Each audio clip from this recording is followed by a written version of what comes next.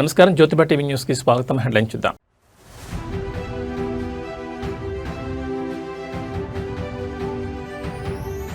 ఢిల్లీలో సీఎం చంద్రబాబు పర్యటన, కేంద్ర మంత్రి పీయూష్ గోయల్తో అత్యంత కీలక భేటీ.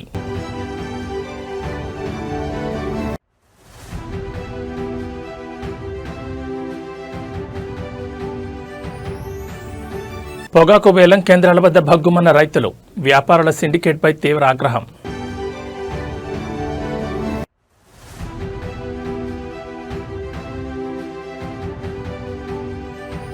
హైదరాబాద్ మల్కాజ్గిరి సైబరాబాద్ అభివృద్ధిపై సీఎం రేవంత్ రెడ్డి సమీక్ష, పనుల్లో వేగం పెంచాలని ఆదేశం.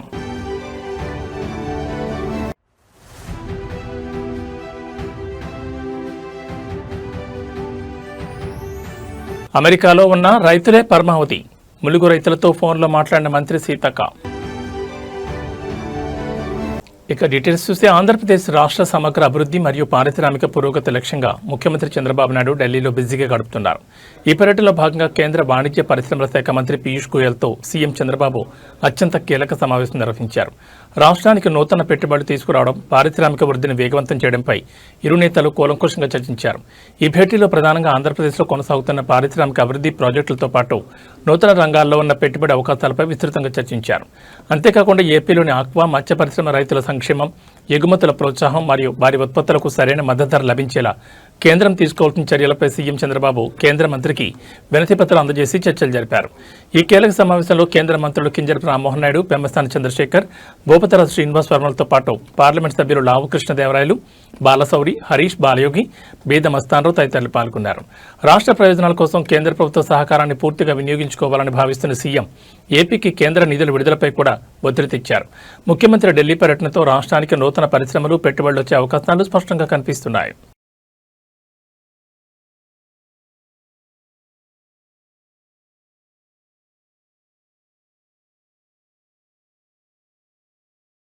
రాష్ట్రంలో పొగాకు రైతులు తీవ్ర ఆందోళనలో మునిగిపోయారు. ఎగుమతిదారులు ఆర్డర్ లేవని సాగుతో తమను తీవ్రంగా మోసం చేస్తున్నారంటూ పొగాకు రైతు మారెళ్ల బంగారుబాబు తీవ్ర స్థాయిలో ధ్వజమెత్తారు.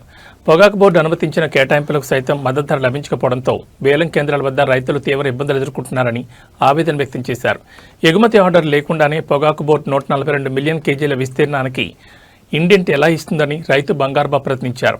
పొగాకు బోర్డు సైతం ఈ ఇండెంట్ విషయాన్ని అంగీకరించిందని, కానీ తీరా పంట చేతికొచ్చాక ఎగుమతిదారులు ఆర్డర్లు లేవంటూ ధరలు తగ్గించి రైతులను నిలువునా ముంచుతున్నారని ఆరోపించారు. బోర్డు కేటాయించిన పరిమితి వరకైనా కనీస మద్దతు ధర కల్పించి రైతులను ఆదుకోవాలని డిమాండ్ చేశారు. వేలం కేంద్రాల్లో వ్యాపారులు సిండికేట్గా మారి ధరకు కోత విధిస్తున్నారని, ప్రభుత్వం తక్షణమే జోక్యం చేసుకుని మద్దతు ధర లభించేలా చర్యలు తీసుకోవాలని రైతులు విజ్ఞప్తి చేస్తున్నారు. పంట పెట్టుబడులు కూడా రాని పరిస్థితుల్లో రైతులు అప్పుల భూమిలో కోరుకుపోతున్నారని, అధికారులు వ్యాపారుల వైఖరిని అరికట్టాలని కోరారు. పొగాకు రైతుల ఆందోళనతో వేలం కేంద్రాల వద్ద ఉద్రిక్త పరిస్థితులు నెలకొన్నాయి. నా పేరు మారేళ్ల బంగారుబాబు అండి. పొగాకు వేలం కేంద్రం రెండు ఒంగోలు వేలం కేంద్రం 2. ఇప్పుడు వ్యాపారస్తులు మాయాజాలం ఏంటంటే, ఎక్స్పోర్టర్స్ ఏమో వాళ్ళు ఆర్డర్స్ తీసుకునేటప్పుడు డాలర్స్లో తీసుకుంటారు. ఇప్పుడు డాలర్ రేటు 97 రూపాయలు ఉంది. వాళ్ళకి వచ్చిన నష్టం ఏమీ లేదు కదా, డబ్బులు ఎక్కువ వస్తున్నాయి. వాళ్ళు రైతులను మోసం చేస్తున్నారు. అదేమంటే మాకు ఎక్స్పోర్ట్ ఆర్డర్స్ లేవయ్యా అంటున్నారు. లేకుండా వాళ్ళు ఇండెంట్ 142 మిలియన్లకి ఇండెంట్ ఇచ్చారు. టొబాకో బోర్డు ఆథరైజ్ చేసింది. కనీసం ఆ 142 మిలియన్లైనా గిట్టుబాటు ధర కొంటే తక్కింది సముద్రంలో వేసుకుంటాం, ఏదో ఒకటి చేసుకుంటాం. ముందు ఆ 142 మిలియన్లు అన్న గిట్టుబాటు ధర లాస్ట్ ఇయర్ ఏ ధర వచ్చిందో, మన ప్రభుత్వంలో ఉన్నప్పుడు ఏ ధర వచ్చిందో ఆ ధరలకి ఇస్తే చాలు. మంచి ధరలు వస్తే రైతులు బాగుపడతారు. ఇవాళ రైతాంగం పరిస్థితి ఎట్లా ఉందంటే, తెలుగుదేశం వాళ్ళు, కాంగ్రెస్ వాళ్ళు కానీ అందరూ రైతులే పొగాకు పడిచ్చేవాళ్ళు అందరూ. ఆ పార్టీ ఈ పార్టీ అని కాకుండా మీ జగన్మోహన్ రెడ్డిని దేశరాండయ్యా మాకు ధరలు వస్తాయి అని అంటున్నారు అందరూ. ఎక్కడ పట్టినా ఇదే గోల. మీరు జగన్మోహన్ రెడ్డి గారిని అన్న దేశరాండయ్యా మేము గెట్టును పడతాము, ఆయన ప్రభుత్వంలో మంచి ధరలు వచ్చినాయి, రైతాంగం అంతా బాగుపడ్డారు, వర్షాలు కురిసినాయి, బాగా పొగాకు మంచి రంగు వచ్చింది, అన్నీ చేసినాయి. ఇప్పుడు చంద్రబాబు వచ్చాడు, వానలు పోయినాయి, అన్నీ పోయినాయి, పండించిన పంటకి ఏ పంటకి గిట్టుబాటు ధర లేదు అని చెప్తా ఉన్నారు అందరూ. కాబట్టి మీరు ఏదైనా కానీ ఒక చర్య తీసుకొని మీరు వస్తేనే ఈ పొగాకు రైతులు ఈ మార్కెట్ మాంద్యం నుంచి బయటపడతారని హైదరాబాద్ మల్కాజ్గిరి మరియు సైబరాబాద్ మున్సిపల్ కార్పొరేషన్ల పరిధిలో చేపట్టిన వివిధ అభివృద్ధి పనులను వేగవంతం చేయాలని ముఖ్యమంత్రి రేవంత్ రెడ్డి అధికారులను ఆదేశించారు.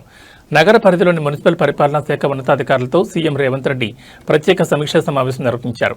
ప్రణాళికాబద్ధంగా నగర సమగ్ర అభివృద్ధి జరగాలని, పనుల వేగవంతానికి అవసరమైన అన్ని చర్యలు తీసుకోవాలని అధికారులకు దిశానిర్దేశం చేశారు. ఈ సందర్భంగా సీఎం రేవంత్ రెడ్డి మాట్లాడుతూ అభివృద్ధి ప్రాజెక్టులకు సంబంధించిన భూసేకరణ ప్రక్రియ పూర్తి కాకుండా ఎలాంటి టెండర్లను పిలవద్దని అధికారులకు ముఖాముఖి స్పష్టం చేశారు. భూసేకరణ ప్రక్రియను వేగవంతం చేయడం మరియు పారదర్శకంగా పూర్తి చేయడం కోసం ఒక ప్రత్యేక అధికారిని నియమించినట్లు వెల్లడించారు. నగరంలో చేపడుతున్న వివిధ పనుల పురోగతిని ఎప్పటికప్పుడు పర్యవేక్షించాలని సూచించారు. అలాగే సైబరాబాద్ కార్పొరేషన్ పరిధిలో ఏర్పాటు చేయనున్న మాజీ ప్రధానమంత్రి డాక్టర్ మన్మోహన్ సింగ్ విగ్రహం మరియు జంక్షన్ అభివృద్ధి పనులను త్వరగా పూర్తి చేయాలని స్పష్టం చేశారు. 3 కార్పొరేషన్ల పరిధిలో అభివృద్ధి ప్రాజెక్టులకు ఆటంకం కలగకుండా వివిధ శాఖల మధ్య సమన్వయం పెంచేలా సమావేశాలు నిర్వహించాలని సీఎం ఆదేశించారు. గ్రేటర్ హైదరాబాద్ ముఖ చిత్రాన్ని మార్చేలా ప్రభుత్వం తీసుకుంటున్న ఈ నిర్ణయాలతో నగరంలో అభివృద్ధి పనులు వేగవంతం కానున్నాయి. ప్రస్తుతం అమెరికా పర్యటనలో ఉన్న తెలంగాణ పంచాయతీరాజ్ సీతక్కగా అందరూ పిలుచుకునే మంత్రి అనసూయ సరిహద్దులు దాటినా తన నియోజకవర్గ రైతుల సంక్షేమాన్ని మరవలేదు. ములుగు జిల్లాలోని వివిధ గ్రామాల రైతులతో ఆమె స్వయంగా ఫోన్లో మాట్లాడారు. నియోజకవర్గంలో పంటల సాగు పరిస్థితి, కురుస్తున్న వర్షాలు మరియు చెరువులు, కుంటల్లో నీటి నిల్వలపై వివరంగా ఆరా తీసి వారికి కొండంత భరోసా ఇచ్చారు. కొద్ది రోజులుగా వర్షాభావ పరిస్థితుల పట్ల రైతులు ఆందోళన చెందొద్దని, రాబోయే రోజుల్లో విస్తారంగా వర్షాలు కురిసే అవకాశం ఉందంటూ మంత్రి సీతక్క రైతుల్లో ఆశలు నింపారు. ప్రతి వర్ష బోటును వడిసిపట్టి భూగర్భ జల మట్టాలను పెంచడమే లక్ష్యంగా ప్రభుత్వం చేపట్టిన జలసిరి కార్యక్రమాన్ని ప్రస్తావించారు. ములుగు జిల్లాలోని ప్రతి గ్రామంలోనూ జలసిరిని ఒక ప్రజా ఉద్యమంలో చేపట్టి విజయవంతం చేయాలని ప్రజాప్రతినిధులకు, గ్రామస్తులకు పిలుపునిచ్చారు. రైతులకు సాగునీరు, విత్తనాలు, ఎరువుల కొరత లేకుండా ముందస్తు చర్యలు తీసుకోవాలని వ్యవసాయ, పంచాయతీరాజ్ శాఖ అధికారులను సీతక్క ఆదేశించారు. సుదూర తీరంలో ఉన్నప్పటికీ తమ సమస్యల పట్ల స్పందిస్తూ క్షేత్రస్థాయి పరిస్థితులపై ఫోన్ చేసి మాట్లాడడం పట్ల ములుగు నియోజకవర్గ రైతులు, ప్రజలు తీవ్ర సంతోషం వ్యక్తం చేస్తున్నారు. అమెరికా పర్యటనలోనూ ప్రజా సంక్షేమే పరమావధిగా వ్యవహరిస్తున్న మంత్రి సీతక్క ఫోన్ కాల్ నెట్టింట వైరల్గా మారింది.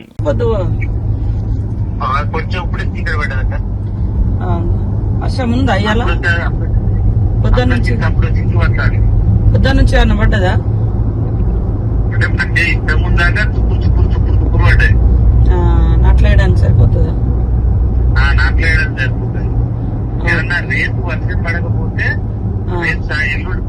పెట్టారు. Okay okay. ఇప్పుడైతే పొలాలకు ఇట్లా అంత ఇబ్బంది ఏం లేదు కదా? ఇబ్బంది లేదు, ఏ ఇబ్బంది లేదు. సరే సరే. వాటర్ మొన్న రాత్రి బాగా పడ్డట్టుంది కదా? నిన్న రాత్రి, ఈ రోజు రాత్రి కంటే మొన్న నైట్ బాగా పడ్డదా? నిన్న రాత్రి బాగా పడ్డది. నిన్న రాత్రి తెల్లర వరకు ఎక్కడ చూసినా జలమయ్యాయి రావుక చెరువు. ఓకే ఓకే సరేనా, చూసుకోండి. ఏదన్నా అవసరం ఉంటే నిన్న నేను ఉత్తమన్నతో కూడా మాట్లాడినా, వాళ్ళు కూడా ఈఎన్సీకి ఇట్లా చెప్పి పెట్టారు రెడీగా, అవసరం ఉన్నప్పుడు ఇప్పుకుంటారు. Okay okay. కేంద్రంలో నరేంద్ర మోడీ ప్రభుత్వంపై లోక్సభ ప్రతిపక్ష నేత రాహుల్ గాంధీ మరోసారి తీవ్రస్థాయిలో విరుచుకుపడ్డారు. దేశంలోని ప్రతి విద్యార్థి, పోలీసులు మరియు సామాన్య ప్రజలంతా మోదీ ప్రభుత్వం దిగిపోవాలని కోరుకుంటున్నారని సంచలన వ్యాఖ్యలు చేశారు. లోక్సభ ప్రతిపక్ష నాయకుడిగా కోట్లాది మంది భారతీయుల ఆకాంక్షలకు, వారి గొంతుకకు ప్రతిరూపంగా నిలవడమే తన బాధ్యతని ఆయన స్పష్టం చేశారు. దేశవ్యాప్తంగా వివిధ వర్గాల నుంచి వ్యక్తమవుతున్న నిరసనలు, ఆందోళనలను ప్రస్తావిస్తూ రాహుల్ గాంధీ కేంద్ర ప్రభుత్వ తీరును తీవ్రంగా ఎండగట్టారు. మోదీ పాలన పట్ల విద్యార్థులు, యువత తీవ్ర అసంతృప్తితో ఉన్నారని, దేశంలో మార్పు రావాల్సిన అవసరం ఉందని ప్రజలంతా స్పష్టంగా చెప్తున్నారని పేర్కొన్నారు. అణచివేత ధోరణిని వీడి ప్రజల నిరసన కాలాన్ని గుర్తించాలని డిమాండ్ చేశారు. దేశ ప్రజల హక్కులు, భవిష్యత్ పరిరక్షణ కోసం తాను ఎలాంటి పోరాటానికైనా సిద్ధంగా ఉన్నానని రాహుల్ గాంధీ స్పష్టం చేశారు. ప్రజా సమస్యలపై గళం విప్పే క్రమంలో తాను ఎంతటి మూల్యాన్నైనా చెల్లించడానికి సిద్ధమని తేల్చి చెప్పారు. ప్రతిపక్ష నాయకుడిగా ప్రజల భావాలను, నిరసనలను పార్లమెంట్ లోపల, వెలుపల బలంగా వినిపిస్తానని పునరుద్ఘాటించారు. రాహుల్ గాంధీ చేసిన ఈ వ్యాఖ్యలతో జాతీయ రాజకీయాల్లో తీవ్ర దుమారం రేగుతోంది. पुलिस वाले थोड़ा मतलब मुझे घसीट के ले गए, बट कान में कह रहे थे कि इस सरकार को हटाइए। मैं राजस्थान का हूं, इनको हटाइए। हम सिर्फ वर्दी पहने हैं। दूसरा कह रहा है मैं हरियाणा का हूं, इनको हटाइए। तो that sentiment is there and सच्चाई everybody knows. This is a crime that is been done to the future of our country. This is a crime that is being done to the people we love. हम पूरा support कर रहे हैं छात्रों के आंदोलन को, ठीक है? हम पूरा सपोर्ट कर रहे हैं। हमें लगा कि अगर हिंदुस्तान के स्टूडेंट्स सड़क पे हैं तो ऑपोजिशन को भी सड़क पे होना चाहिए. My job is to express the will of India's people. Whether it is the will of the students, whether it is the will of young people, whether it is the will of the farmers, this is the job that I'm supposed to do as leader of opposition. I'm supposed to become an expression of the voice of India's people. I'm supposed to bring attention to where pain is being felt. These are very small costs. తిరుపతిలో మాజీ MLA Bhumana Karunakar Reddy కుటుంబానికి చెందిన private స్థలం వద్ద తీవ్ర ఉద్రిక్త వాతావరణం నెలకొంది. ఎలాంటి ముందస్తు నోటీసులు ఇవ్వకుండా కోర్టు ఆదేశాలను ఉల్లంఘిస్తూ అధికారులు భారీగా పోలీసు బలగాలతో భూమిలోకి ప్రవేశించారని వైఎస్ఆర్సీపీ నాయకులు తీవ్ర ఆగ్రహం వ్యక్తం చేశారు. ప్రహారీ గోడను కూల్చివేయడానికి చెట్లను ధ్వంసం చేయడానికి యత్నించడం అధికార దుర్వినియోగమేనంటూ భూమన అభినయరెడ్డి అధికారులను నిలదీశారు. గతంలోని ఈ భూమికి సంబంధించి న్యాయస్థానం స్పష్టమైన ఆదేశాలు ఇచ్చిందని, పూర్తిస్థాయి సర్వే నిర్వహించి హద్దులు చూపించాలని కోర్టు పేర్కొన్నప్పటికీ అధికారులు సర్వే నివేదిక ఇవ్వలేదని భూమన కుటుంబం తెలిపింది. అకస్మాత్తుగా జేసీబీలతో వచ్చి ప్రహారీ గోడను కూల్చేందుకు యత్నించగా ప్రశ్నించడానికి వెళ్లిన భూమన అభినయను పోలీసులు సొంత స్థలంలోకి వెళ్లకుండా అడ్డుకోవడం కలకలం రేపింది. అక్కడున్న ఆర్డీఓ, తహసీల్దార్లను నోటీసులపై నిలదీయగా అధికారులు సమాధానం చెప్పలేకపోయారని వైఎస్ఆర్సీపీ పేర్కొంది. ప్రభుత్వ వైఫల్యాలను ఎత్తి చూపుతూ ప్రశ్నిస్తున్నందుకే మాజీ ఎమ్మెల్యే భూమన కరుణాకర్ రెడ్డిని, అభినయరెడ్డిని లక్ష్యంగా చేసుకుని వేధింపులకు దిగుతున్నారని నేతలు మండిపడ్డారు. అధికార బలంతో గోడాలను కూల్చివచ్చేమో గానీ ప్రజల తరపున ప్రశ్నించే గొంతులను అణచలేరని స్పష్టం చేశారు. చట్టాన్ని ఉల్లంఘించి చేస్తున్న ప్రతి చర్యకు ప్రజాస్వామ్యబద్ధంగానే పోరాడి సమాధానం చెప్తామని హెచ్చరించారు. భూమన కుటుంబ స్థలం వద్ద పోలీసుల మోహరింపుతో తిరుపతి రాజకీయాలు ఒక్కసారిగా వేడెక్కాయి.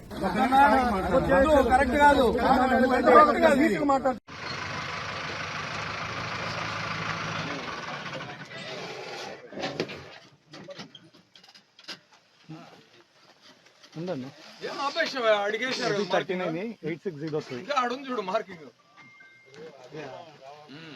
వేశారు కానీ మార్కింగ్ వేసారు చూడు సగం సగం ఎందుకు చేసిపోతాం మార్క్ ఎంతవరకు వేసినారో ఆడవాళ్ళు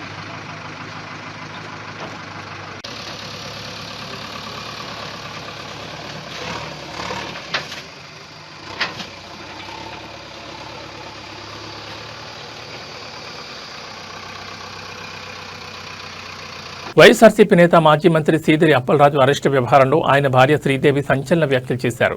తన భర్తను అసలు ఏ కేసులో అరెస్ట్ చేశారో, లోపల ఏం జరుగుతుందో ఇప్పటివరకు పోలీసులు ఎటువంటి స్పష్టత ఇవ్వడం లేదని తీవ్ర ఆందోళన వ్యక్తం చేశారు. రాష్ట్రంలో లా అండ్ ఆర్డర్ పూర్తిగా క్షీణించిందని, ప్రజాస్వామ్యం ఎక్కడికి వెళుతుందో అర్థం కావడం లేదని ప్రభుత్వాన్ని, పోలీసుల తీరును ఆమె తీవ్రంగా తప్పుపట్టారు. అరెస్ట్ చేసిన సమయంపై రకరకాల ప్రచారాలు చేస్తున్నారని, న్యాయవాది లోపలికి వెళ్లినప్పటికీ పోలీసుల నుంచి సరైన సమాచారం రావడం లేదని శ్రీదేవి ఆవేదన వ్యక్తం చేశారు. అక్కడ మోహరించిన పోలీస్ బెటాలియన్ అంతా బయటి ప్రాంతాల నుంచి వచ్చిన వారేనని, పెద్ద పెద్ద కేసులను హైలైట్ చేస్తూ ప్రభుత్వం ప్రజలను తీవ్ర భయాందోళనకు గురిచేస్తోందని ఆరోపించారు. లోపల జరుగుతున్న సమాచారం ఏదీ బయటకు రాకుండా గోప్యంగా ఉంచుతున్నారని మండిపడ్డారు. ఇలాంటి కక్ష సాధింపు చర్యలు పక్కన పెట్టి ప్రజా సమస్యలపై దృష్టి పెట్టాలని శ్రీదేవి హితవు పలికారు. ముఖ్యంగా రాష్ట్రంలో జరుగుతున్న రోడ్డు ప్రమాదాల్లో మరణిస్తున్న ప్రతి పేద కుటుంబానికి ప్రభుత్వం 10 లక్షల ఎస్క్రిషియా అందించి ఆదుకోవాలని విజ్ఞప్తి చేశారు. రాజకీయంగా వేధించడమే లక్ష్యంగా పోలీసులు చట్టవిరుద్ధంగా ప్రవర్తిస్తున్నారని ధ్వజమెత్తారు. మాజీ మంత్రి సీదిరి అప్పలరాజు అరెస్ట్ మరియు ఆయన భార్య శ్రీదేవి వ్యాఖ్యలతో ఏపీ రాజకీయాల్లో తీవ్ర దుమారం రేగుతోంది.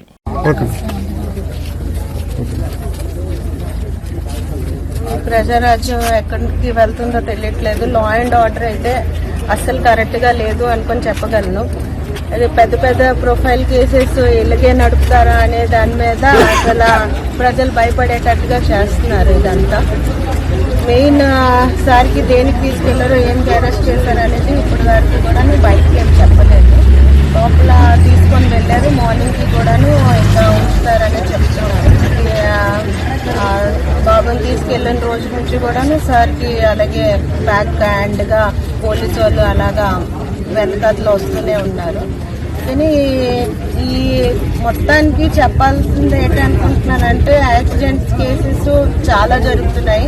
ప్రతి ఒక్క దాని మీద కూడాను మీరు చర్యలు తీసుకొని ఎలాగా అందరికీ తీసుకొని వచ్చేసి ఎక్స్గ్రేషన్ కింద 10 లక్షలు ఇస్తున్నారు. ప్రతి యాక్సిడెంట్ కేసుల దగ్గరికి మీరు వెళ్ళేసి వాళ్ళందరినీ కూడా తీసుకొని ఆ పేద కుటుంబానికి కూడాను మీ అందరూ కూడా కాపాడుకోవాలని చెప్పి కోరుకుంటున్నాను. అంటే తెల్లవారు 6:30 కానీ వాళ్ళు చెప్తున్నారు మేడం. ఏమని పోలీసులు ఏం చెప్తున్నారు? మార్నింగ్ 6:30 అని అలాగేం చెప్పలేదు, కానీ అలా కంటిన్యూ అవుతుంది. లాయర్ కూడా లోపల ఉన్నారు. మీకు పంపించారు అంటే మీడియా తెలంగాణ నీటిపారుదల రంగంలో అత్యంత కీలక పరిణామం చోటు చేసుకుంది. దేవాదుల ఎత్తిపోతల పథకం వద్ద నీటి తోడకం వేగవంతం చేయడంలో బీఆర్ఎస్ సీనియర్ నేత మాజీ నీటిపారుదల శాఖ మంత్రి హరీష్ రావు వేసిన ప్రశ్నలు, ఆయన లేవనెత్తిన డిమాండ్లకు కాంగ్రెస్ ప్రభుత్వం చివరకు తలొగ్గింది. సమ్మక్క సాగర్ బ్యారేజ్ వద్ద వరద ప్రవాహం క్రమంగా పెరుగుతున్నప్పటికీ నీటిని సరిగా ఎత్తిపోసేందుకు అధికారులు చర్యలు తీసుకోవడం లేదంటూ హరీష్ రావు ప్రభుత్వాన్ని నిలదీశారు. హరీష్ రావు తీవ్రస్థాయిలో ధ్వజమెత్తిన మరుసటి రోజే ప్రాజెక్టు వద్ద యంత్రాంగం రంగంలోకి దిగింది. దేవాదులలో ఇప్పటి వరకు నడుస్తున్న మోటార్ల సంఖ్యను ఒక్కసారిగా పెంచింది. మొన్నటి వరకు కేవలం 5 మోటార్లు మాత్రమే నడిపించిన అధికారులు నిన్నటి నాటికి వాటిని 7కు పెంచారు.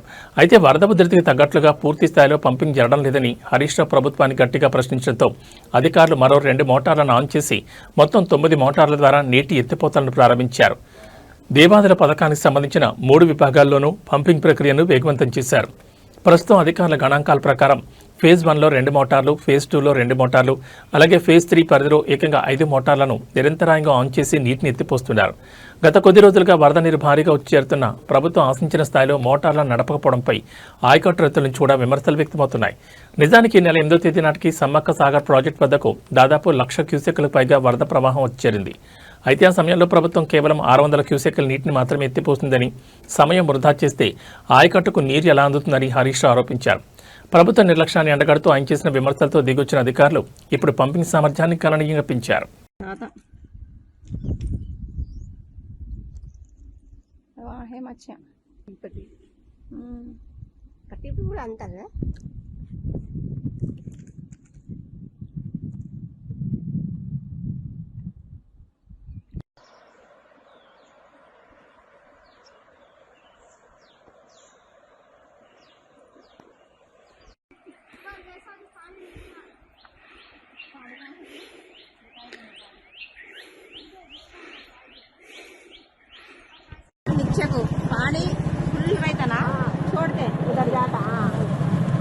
రాష్ట్రంలో కురుస్తున్న వర్షాలు, సాగునీటి లభ్యతపై కాంగ్రెస్ సీనియర్ ఎమ్మెల్యే కడియం శ్రీహర్ చేసిన వ్యాఖ్యలు తీవ్ర చర్చనీయాంశంగా మారాయి.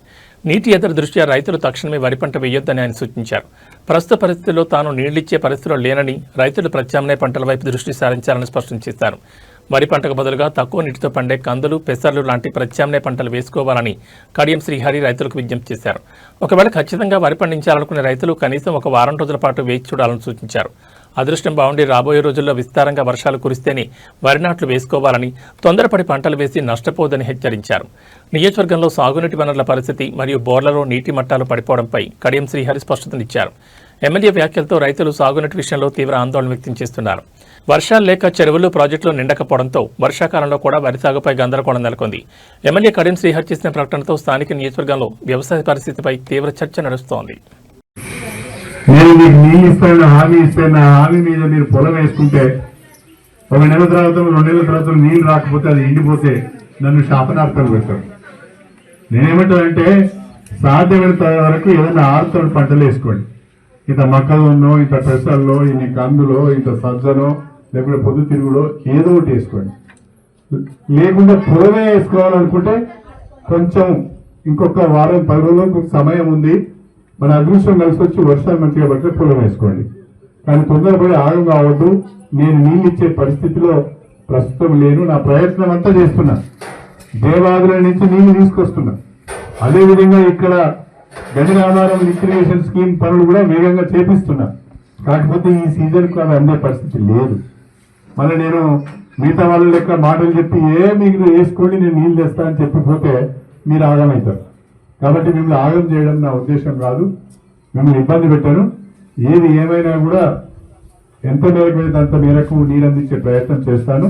కానీ మీరు కూడా ఆలోచించి పంటలు వేసుకోవాలని చెప్పి కోరుకుంటూ మా మధ్యలో గ్రామ ప్రజలందరికీ మరొకసారి నమస్కారం చెప్పుకుంటూ టాలీవుడ్లో విషాదకర వాతావరణం నెలకొంది. గబ్బర్ సింగ్ చిత్రంతో మంచి గుర్తింపు తెచ్చుకున్న ప్రముఖ నటుడు రమేష్ హఠాత్తుగా అనారోగ్యానికి గురయ్యారు.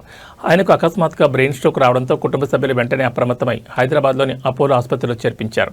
ప్రస్తుతం ఆయన ఆరోగ్య పరిస్థితి విషమంగా ఉన్నట్లు వైద్య వర్గాలు వెల్లడించాయి. ఆసుపత్రిలో చేరిన రమేష్కు న్యూరాలజిస్టుల ప్రత్యేక వైద్య బృందం ఎప్పటికప్పుడు క్షుణ్ణంగా పరిశీలిస్తూ అత్యవసర చికిత్స అందిస్తోంది. బ్రెయిన్ స్ట్రోక్ తీవ్రత ఎక్కువగా ఉండడంతో ఆయన ఆరోగ్యం నిలకడగా లేదని, వైద్యుల ప్రాణాలను కాపాడేందుకు తీవ్రంగా శ్రమిస్తున్నట్లు సమాచారం. ఈ వార్త తెలిసిన వెంటనే టాలీవుడ్ ప్రముఖులు నటీనటులు ఆయన త్వరగా కోలుకోవాలని ఆకాంక్షిస్తున్నారు. విషయం తెలుసుకున్న వెంటనే గబ్బర్ సింగ్ చిత్ర దర్శకుడు హరీష్ శంకర్ వెంటనే అపోలో ఆసుపత్రికి చేరుకున్నారు. రమేష్ కుటుంబ సభ్యులను పరామర్శించి వారికి ధైర్యం చెప్పారు. వైద్యులతో మాట్లాడి రమేష్ ఆరోగ్య పరిస్థితిపై ఎప్పటికప్పుడు వివరాలు తెలుసుకుంటున్నారు. ఇండస్ట్రీలో ఎంతో చురుగ్గా ఉండే నటుడు ఇలా అనారోగ్యానికి గురికావడం సినీ వర్గాలను తీవ్ర దిగ్భ్రాంతి గురిచేసింది. నటుడు రమేష్ త్వరగా కోలుకొని తిరిగి రావాలని అభిమానులు ప్రార్థిస్తున్నారు.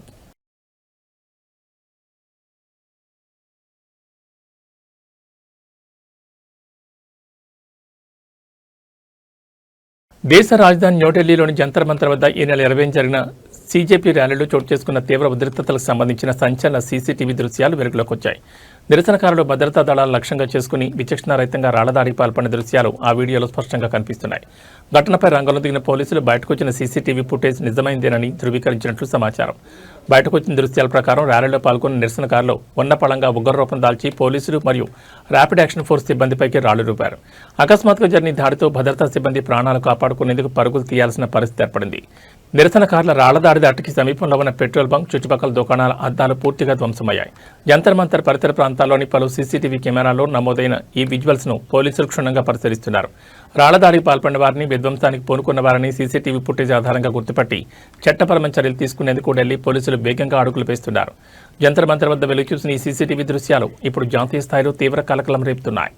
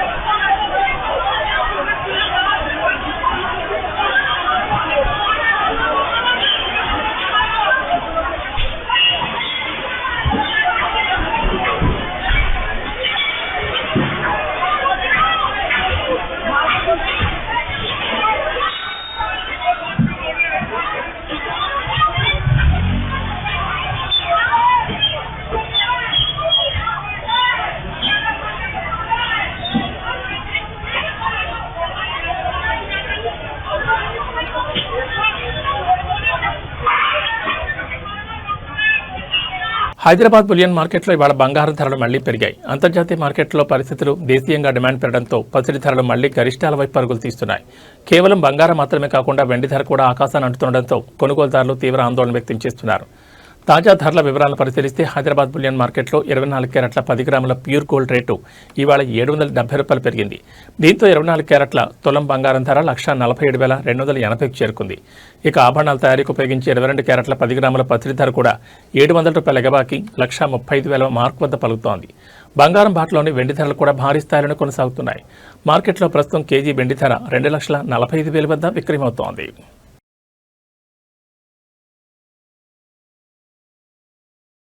ఈ బులెటిన్ విశేషాలు. నమస్కారం.